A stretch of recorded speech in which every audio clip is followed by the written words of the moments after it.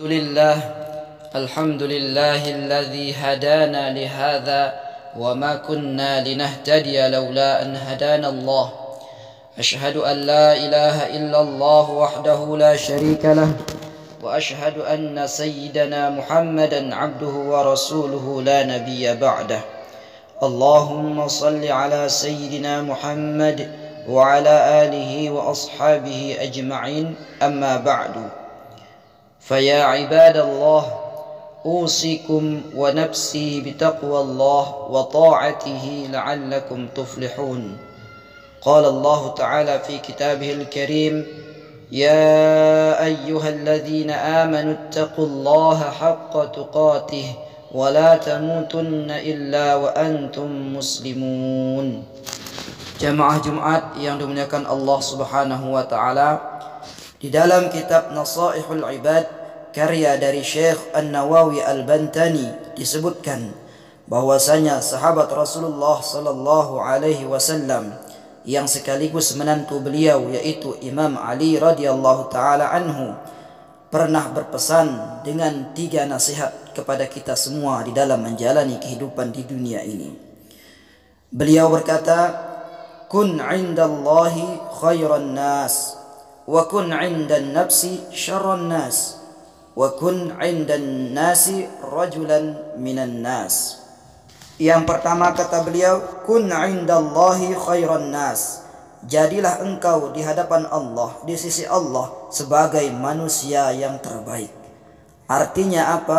Ketika kita menghadap Allah Subhanahu wa taala, persembahkanlah ibadah yang terbaik, persembahkanlah amal yang terbaik kepada Allah Subhanahu wa taala, baik dari segi kualitas ataupun dari segi kuantitasnya, sehingga engkau menjadi orang-orang yang terbaik di sisi Allah Subhanahu wa taala. Ketika mendirikan salat misalnya, jadikanlah salat kita salat yang terbaik di hadapan Allah Subhanahu wa taala. Bagaimana caranya? Tentunya dengan berusaha memperbaiki, dengan berusaha menyempurnakan segala syarat dan rukunnya, segala khusyuknya, segala ikhlasnya kepada Allah Subhanahu wa taala. Dengan begitu, insyaallah Allah Subhanahu wa taala akan memberikan ridhonya kepada kita dan menjadikan kita orang-orang yang terbaik di sisinya. Ma'asyiral muslimin rahimakumullah. Di samping itu ada banyak hadis Rasulullah sallallahu alaihi wasallam yang mengarahkan kita kepada amalan-amalan yang bisa menjadikan diri kita sebagai orang-orang yang terbaik di sisi Allah Subhanahu wa taala. Di antaranya adalah hadis baginda Rasulullah sallallahu alaihi wasallam yang berbunyi, khairun nas anfa'uhum linnas. Sebaik-baik manusia adalah manusia yang memberikan manfaat kepada orang lain. Inilah amalan yang bisa menjadikan kita orang terbaik di sisi Allah Subhanahu wa taala, yaitu memberikan manfaat kepada orang lain, baik manfaat sosial, terlebih lagi manfaat agama. Atau dalam hadis lain Rasulullah sallallahu alaihi wasallam menyebutkan tentang kriteria orang yang terbaik di sisi Allah. Beliau bersabda, khairukum man ta'allama al-Qur'ana wa 'allamahu. Sebaik-baik kalian adalah orang yang belajar Al-Qur'an dan mengajarkan Al-Qur'an. Ma'asyiral muslimin rahimakumullah. Inilah pesan pertama dari Imam Ali radhiyallahu taala anhu.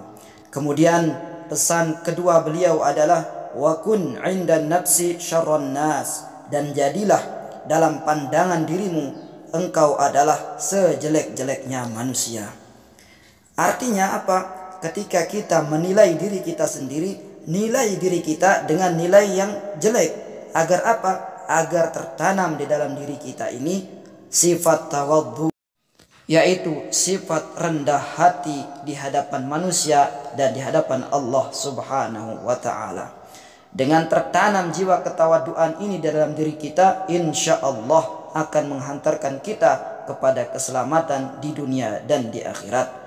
Rasulullah sallallahu alaihi wasallam bersabda, "Man tawadha'a lillah rafa'ahu Allahu," atau kama qala Rasulullah sallallahu alaihi wasallam. Siapa yang merendahkan hatinya karena Allah, niscaya Allah Subhanahu wa taala akan mengangkat derajatnya di sisi Allah Subhanahu wa ta'ala. Ma'asyiral muslimin rahimakumullah. Sayyidi Syekh Abdul Qadir Jailani memberikan kita tips, memberikan kita cara-cara untuk kita memperoleh sifat ketawaduan ini, untuk kita menanamkan sifat kehinaan pada diri kita. Beliau berkata, jika engkau bertemu orang, maka tanamkan dalam diri kita bahwa orang yang kita lihat itu adalah orang yang lebih baik daripada kita. Kemudian lebih lanjut beliau mengatakan, jika misalkan engkau melihat anak kecil, maka tanamkan dalam dirimu bahwa anak kecil itu sudah pasti lebih baik daripada kita. Kenapa? Jawabannya adalah karena tentu dosa-dosa kita lebih banyak dari anak kecil tersebut. Kemudian jika kita melihat orang yang lebih alim dari kita, maka kita tanamkan dalam diri bahwasanya orang alim itu jauh lebih baik daripada kita. Kenapa? Karena orang alim tersebut mempunyai banyak keutamaan dari Allah Subhanahu wa ta'ala, sedangkan kita adalah orang yang bodoh yang banyak kekurangan di hadapan Allah. Kemudian jika kita melihat orang yang lebih rendah, orang yang lebih bodoh daripada kita, maka kita tanamkan dalam diri kita bahwa orang tersebut adalah lebih baik daripada kita. Kenapa? Sebab jika dia melakukan maksiat, dia melakukannya dengan ketidaktahuannya, dengan kebodohannya.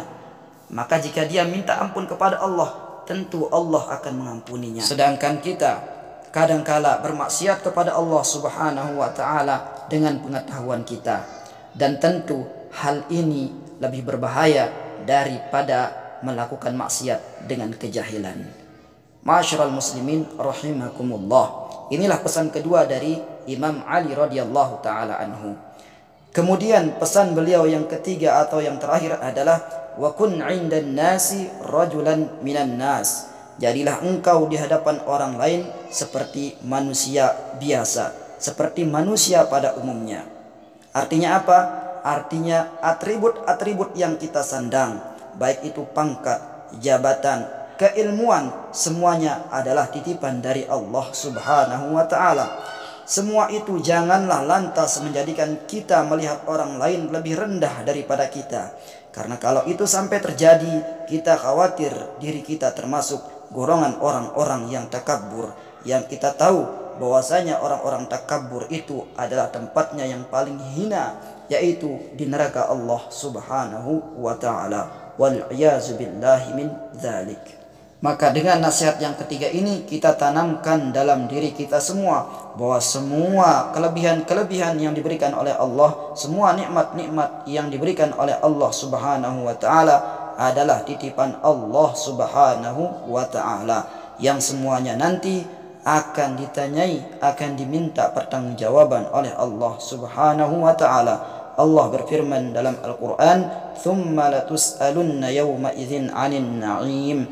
Kemudian kalian pasti akan ditanyai pada hari tersebut tentang nikmat-nikmat Allah Subhanahu wa ta'ala yang diberikan. Ma'asyiral muslimin rahimakumullah.